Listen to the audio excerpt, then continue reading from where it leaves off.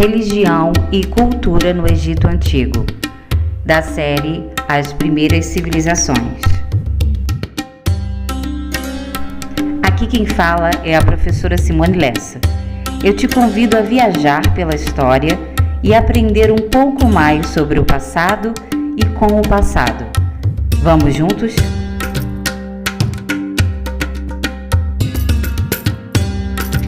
A pirâmide social no Egito. A sociedade egípcia estava dividida em várias camadas, sendo que no topo da hierarquia social estava o faraó, considerado um deus na terra. Abaixo estava a nobreza, composta por familiares e administradores do faraó, juntamente com os sacerdotes, responsáveis pelo culto e adoração aos deuses egípcios. Em seguida, estavam os escribas, que dominavam bem a arte da escrita e cuidavam dos registros administrativos e religiosos do império. Depois vêm os militares, que ganharam importância à medida que o império conquistava e prevalecia sobre os seus inimigos.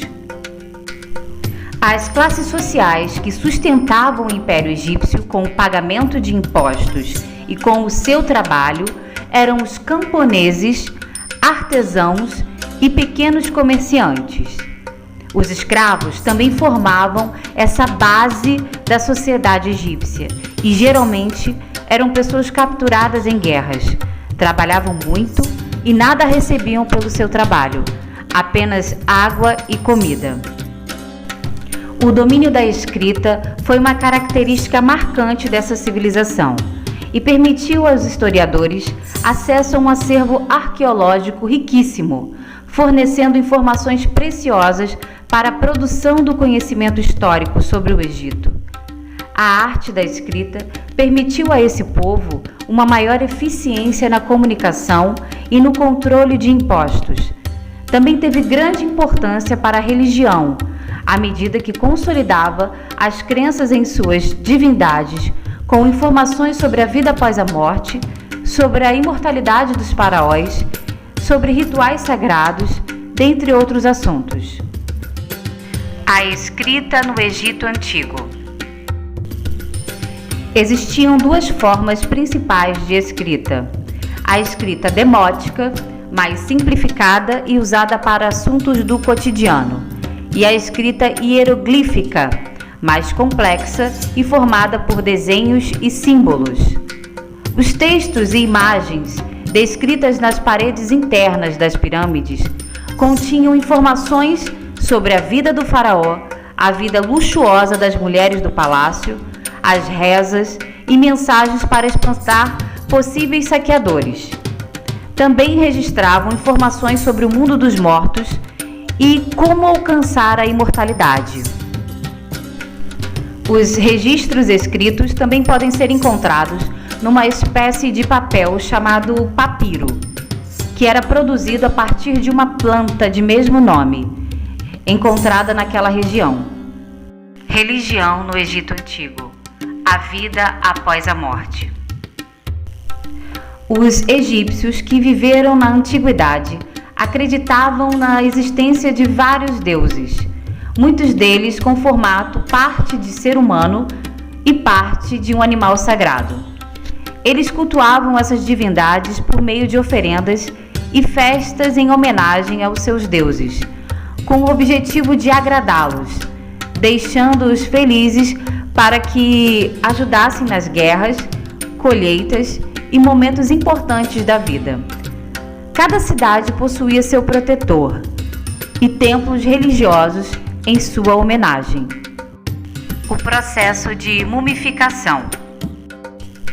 Como acreditavam na vida após a morte, mumificavam os cadáveres dos faraós e da nobreza egípcia, colocando-os em pirâmides, com o objetivo de preservar o corpo, pois acreditavam que a alma retornaria para o corpo depois de passar pelo tribunal de Osíris e, finalmente, gozaria da vida eterna. A vida após a morte seria definida, segundo crenças egípcias, pelo deus Osíris em seu tribunal de julgamento. Esse deus da morte pesava o coração numa balança, condenando a uma vida na escuridão aqueles cujo órgão estava pesado, pois tiveram uma vida de atitudes ruins. Em contrapartida, destinava a uma vida boa aqueles de coração leve, permitindo que sua alma volte para o corpo e viva eternamente. Em 1922, um arqueólogo britânico descobriu a tumba de um faraó do Egito com o nome de Tutankhamon e se deparou com uma verdadeira fortuna, intocada por mais de 3.000 anos. Isso porque os faraós não só embalsamavam seus corpos para não sofrerem a decomposição natural da morte, eles também preparavam tumbas funerárias no interior de enormes construções com formato de pirâmides e colocavam verdadeiras fortunas junto aos seus corpos. Afinal, eles queriam voltar a uma vida eterna com os luxos da realeza à sua disposição.